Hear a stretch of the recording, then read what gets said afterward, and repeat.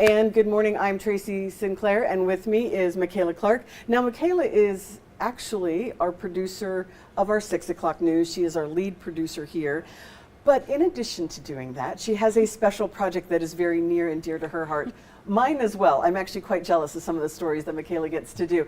Michaela is the host, writer, creator of a series called Fault in the Facts. We had it a number of months ago. It went on a bit of a hiatus, but now it is back.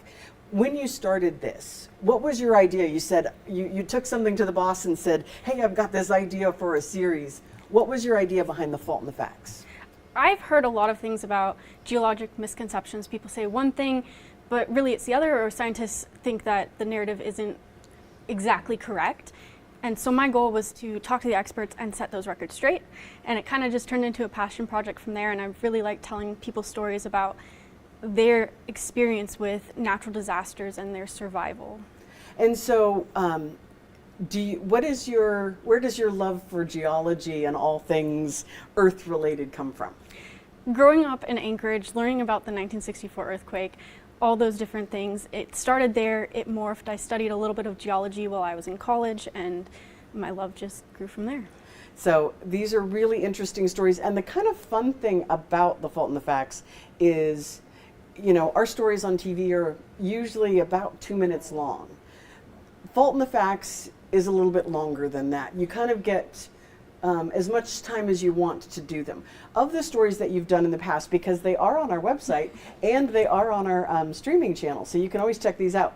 Of the ones you've done in the past, what's been the most interesting to you? Ooh, I have 3 favorites. Okay. I think my favorite that I've been able to craft is the story about people who survived the Lituya-based tsunami, the world's tallest tsunami.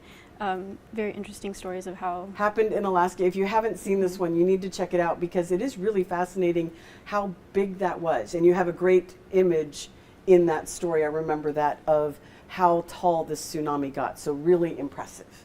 So check that out, Lituya Bay. That's one. Another one of my favorites, it was kind of a passion project within the passion project, is the Barry Arm landslide. There is an active landslide. Worst case scenario could rival the size of the Lituya-based tsunami, the tallest in the world.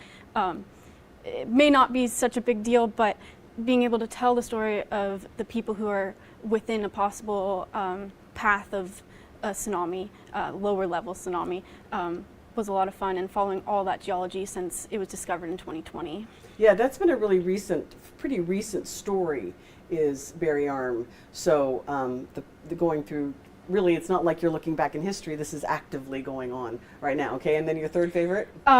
Being able to profile a man who survived the tsunami from 1964 in Valdez.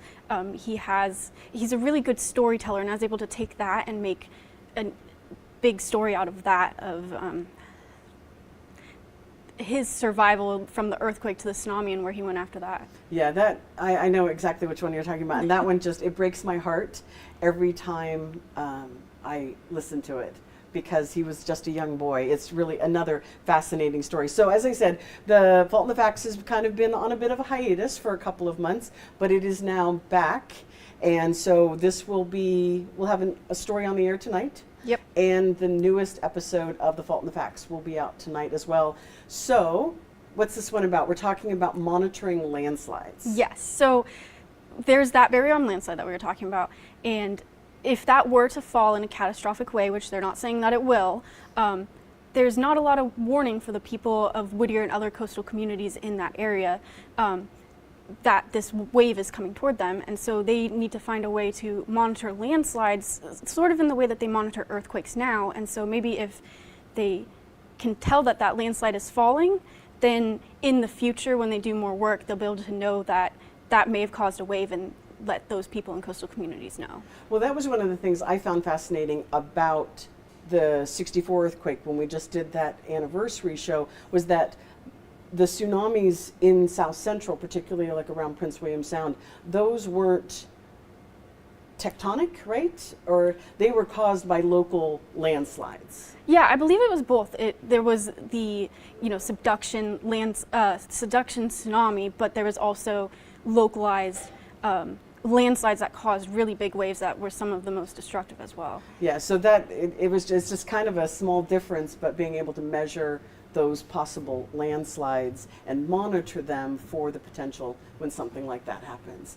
So this is some of the fun things that you get to hear, and Michaela tells a really good story. And again, they're really, if you're kind of a science geek, I'm kind of a science geek, so Me too. we like these kinds of things. So check out The Fault in the Facts. We've got a new one coming up tonight, and then I know we've got another one in the works coming up. I'm not really sure when that one's going to be ready, but it's another really good, interesting story of people that survived the '64 earthquake and tsunami, and so some really good stories coming up. So check it out. You can find The Fault in the Facts on our website, alaskasnewssource.com. You can find it on our free streaming platforms and on our podcast. So however you would like to listen, you can find it available. So join us tonight. When is the story going to air? 4:30 and 6 o'clock. Okay, so those were the places that you want to check it out, 4:30 and 6 o'clock on Channel 5 at 4:30 and on Channel 2 and 5 at 6 o'clock. So join us then. Thanks so much for joining us, and have a great day. Enjoy.